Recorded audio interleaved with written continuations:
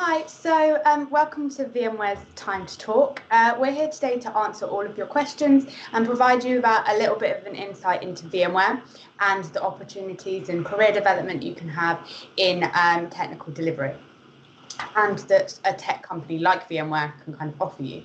So I'm Eleanor Abbas. I've been working with VMware for just over a year. I started through the graduate program and I'm a technical account manager.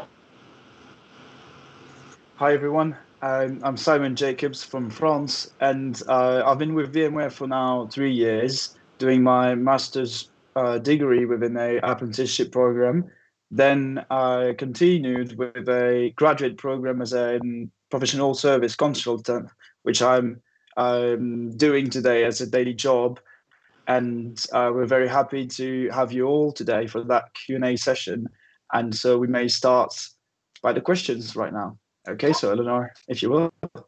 Thank you. So let's get into it. So first question is from Ying Yu. So what does a typical day working at VMware look like? Simon, I'll let you take that one. Right. So a typical day is kind of a rough situation to discuss about this clearly, because obviously we had a pre-COVID situation and nowadays situation which is a bit different. My typical day before COVID would be like I going at the customer, introducing myself to new customers, and working within their environment, meeting the people, the teams I'm working with, and applying different policies and rules they would have at the customer. And it's literally, as a consultant, it's really taking a part in the local team and working as they do. You still have your VMware best practices and stuff that you're supposed to have at the customer, but you're really following up with the team, which is really important as an integration point of view. And what's changed since then with the COVID situation is that we're most of the time remotely working right now. And so with Zoom sessions, Teams sessions, taking our hands on the customers' infrastructures remotely, and it all goes great. Lucky us, really. And it's just basically the same job, unless you're very distant now. So it's an impact more from a social point of view rather than productivity. You still get to have your work done and everything. So Eleanor, I don't know if you have some things to add to it. Yeah, so like Simon, the thing that's changed for me is going to site to visit my customers. I do everything exactly the same. I just do it all remotely now. So day to day, it's sort of answering any questions they've got is like a normal thing that I do every day. But then it's so different day to day of how your week works, which customers you're working with that day. It entirely depends. But you work on a lot of different things depending on what they're leaning towards at that point, because obviously you want to be as much help to the customer as possible. Of course, perfect. Moving on to the second question now from Noni. What excites you about working at VMware? So, Eleanor, if you've got something to say about it, I'm sure you do. So I think the number one thing, obviously, aside from having that journey with our customers, is the people. So, and the community aspect that you get to feel at VMware. I've never worked for a company that you can ask anyone a question. I've never had anybody turn around and say, no, I don't have time to answer that. They might not know the answer. They'll point you to someone else who does, and you get to meet so many different people during that process. So I would really say the community aspect. What about you, Simon? Oh, you're definitely right. Putting on the first, at first, that community aspect, because this is something I'm facing very much as well at the customer. And there's also a more techie side to the consultant perspective, which is very exciting because, we do make great software, and this is very important and very interesting to know how they're used at our customers, how they integrate with their infrastructure, and then how they answer their needs. And that's why we're here as professional services, including you also, Eleanor. And this is very interesting to see how we do evolve as an editor within our customers' need and how they use our solutions to answer. some of their problems out there. This is also a very interesting aspect of the tech world itself. It's very interesting to work from an editor point of view because we've got such a large portfolio of different solutions, and so we're very big actors responding on a lot of different problems out there in the IT world for a lot of customers. Yeah, that's my vision about it. More of a techie thing. I would completely agree. There are so many exciting technology Yeah. opportunities at VMware. You Yeah. get to work on cutting edge stuff all the time. So question 3 was from Eduardo. So it was, what kind of projects do you work on and what are your responsibilities? So I can answer the first bit. I can talk about responsibilities, but I don't work on any projects specifically. I might be involved in projects. So say if Simon has a project, he might come to me so that he knows I'll have a more in-depth knowledge of the customer, because I get to have a customer for a longer period of time. It might be, say, 1, 2, 3 years. So both of us are after sales. So we're, like Simon said, we're in delivery. So we're delivering things, but Simon will work on shorter term projects, and I'm sure he can speak to more about that in a second. But yeah, I have more of the overarching role of a longer term relationship with my customers, trying to get to that trusted advisor status. But Simon, I'll let you explain a bit more about your side. Yeah, sure. So the project themselves, we can classify them or categorize them as delivery projects. So it involves delivering something, which could be different forms, really. It could be installing and configuring complete new infrastructure or new solution at a customer. It could be stating the existing, making audits and stuff. We would do assessment and that kind of things to say, well, the customer want to evolve in that path, that direction, what to consider within the VMware infrastructure they're having to be impacted for those changes. And that's what we do. We also can customize a lot of the customer's environment, as in the automation, for example, the automation world I'm working on. There's a lot to be customized within the customer's needs. And so we're here to understand what they need and to see with them through workshops. And, our solution is able to do this and do that. And we're here to put that into production and actual features and work, so the customer can have an answer to his needs. And that's how us consultants and professional services in general can translate that need into concrete actions and features. Yeah, that's my vision of this. Brilliant. So moving on, question 4 from Ella. What has been the most fulfilling aspect of your job? So Eleanor, from customers and everything you'd like. So I would probably say for me, it would be that relationship I get to build up with my customers. As I was just saying, I get to have a long-standing relationship with my customers, hopefully. And I think it's about showing from that beginning point, when you first meet your customers, trying to make sure you integrate yourself within the team, make sure you're, being of that added benefit, showing them what VMware can offer our customers.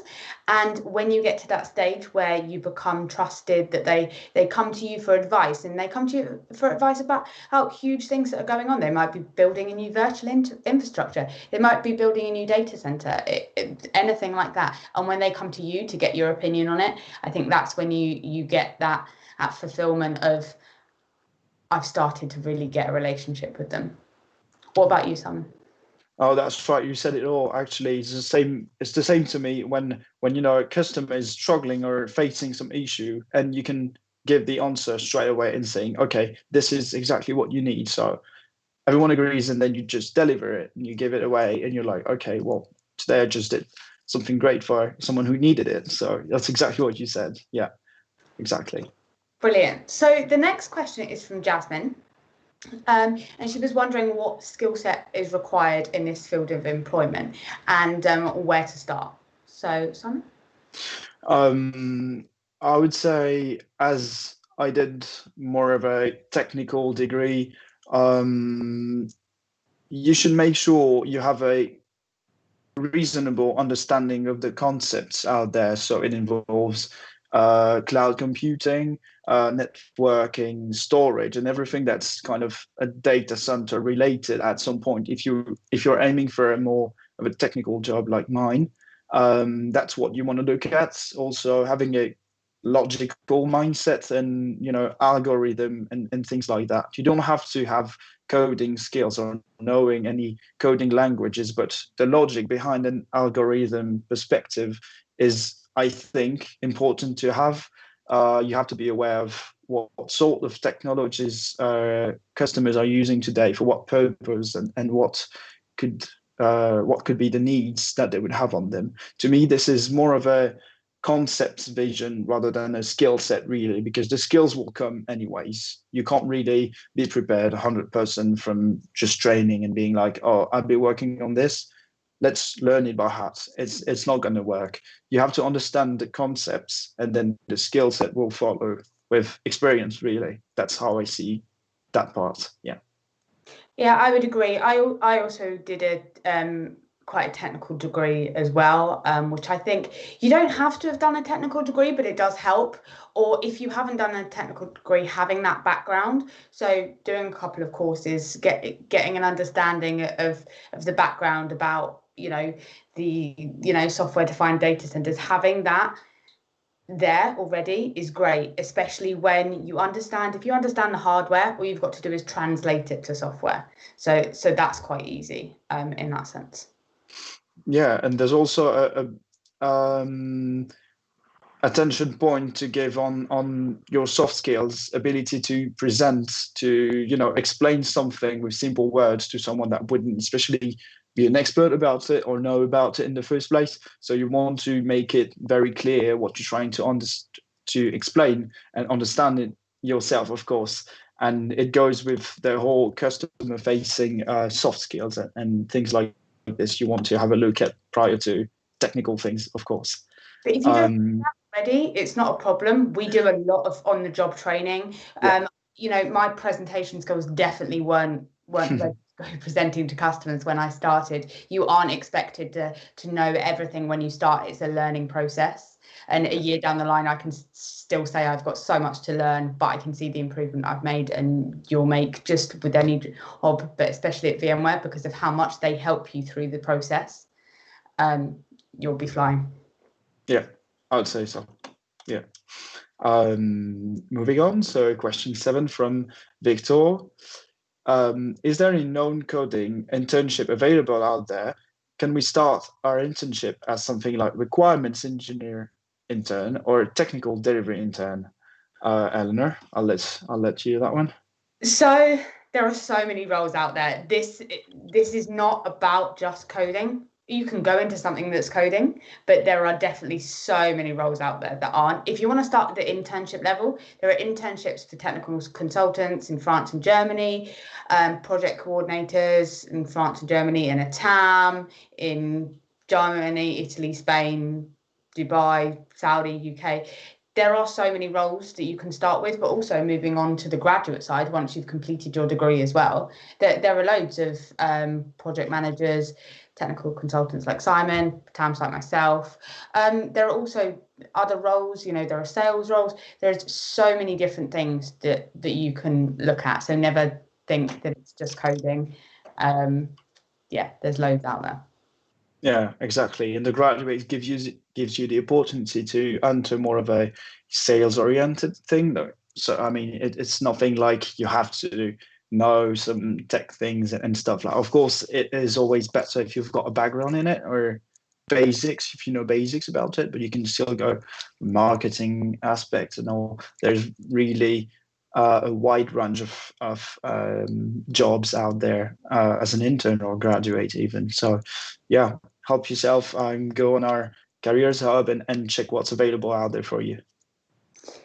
Perfect. So this question came from Joseph. Joseph. So he said, do you have any tips or advice in order to best prepare for my interview? So Simon, how was your interview?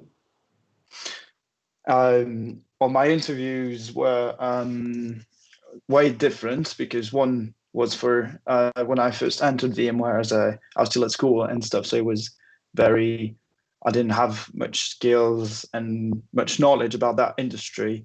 So it was really different with the one I had for the graduates. But then the one for the graduate, I knew more about that world and VMware as well. The only thing my manager at the time, who gave me the interview, was really focusing on, because he would explain it to me afterwards, was what was my mindset about, because he assumed I wasn't the best out there from a skill perspective. I didn't have all that knowledge and experience. So what he wanted to know is how I was thinking, how my mindset was according to VMware strategies and mentality. You know, the way you think, the way you place the customer, you place the priorities and things like that. This is really what you want to aim for, being clear in your mind, having a mindset that goes in the same direction. So my advice would be, make sure you know enough of the company to identify what are their key values, and so you can align yourself with it if that corresponds. It doesn't have to, but then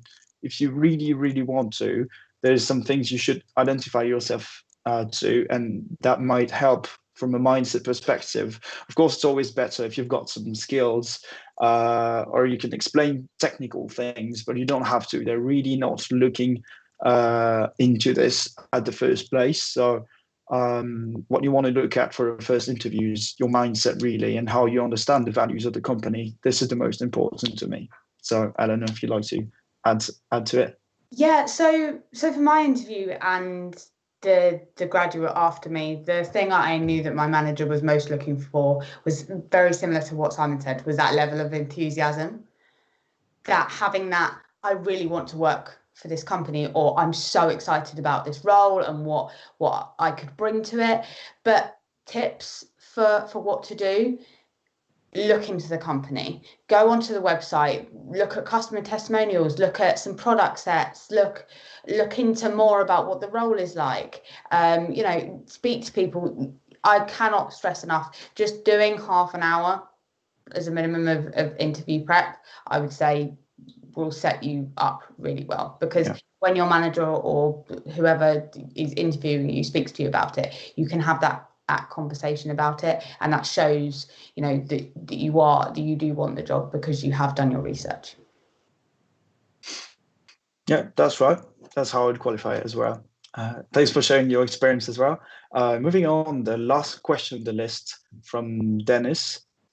What advice would you give to someone fresh out of university like me? So you can have the same kind of advice of the one we'd give for the interview, but I would say if you're just out of university, really have a look to these graduate offers, as you are the kind of profile these offers are aligned with and aim for. So really don't be afraid to ask questions about it, communicate about it, and just go out there and see how many of them are available and what corresponds best to what you want to do. Not obviously what you can do at the moment, what you want to do, more of it. So this would be my advice. Don't be afraid to ask questions about it and go for it. You know, someone's always available out there. Marrieds would have the pleasure to answer your questions, I'm sure. So yeah, I don't know what can you add things to this, Eleanor? So I would say, don't be worried that you don't have that level of experience or that you don't have a huge technical background. So many people won't have used VMware products before, and that's not a problem. We're not expecting somebody who's fully proficient in all of our products. That's not what we're expecting at all. Like someone and I was saying, they want enthusiasm. They want that you're excited about the job. That's what VMware is looking for. So, like someone was saying, give it a go. Why not apply? There's no repercussions for you to applying. If you apply and you get the job, brilliant. VMware would love to have you. Yeah, definitely. And you won't regret it, I can tell you. Absolutely. All right. So I think we're done for the questions. So thanks for joining the session, and really don't hesitate to come and just have a chat or whatever you want to talk about. Really, we can have more answers to your questions later on if you're contacting us on LinkedIn or whatever through emails or whatever we'll do really. That was a pleasure to join for that session. Now, hopefully we've answered your questions and gave the best answer you were hoping for out there. And yeah, I think we're done here. Thanks, Eleanor. Thanks to Merid and all the staff for that Q&A session. Thanks very much. And well, I guess see you later maybe.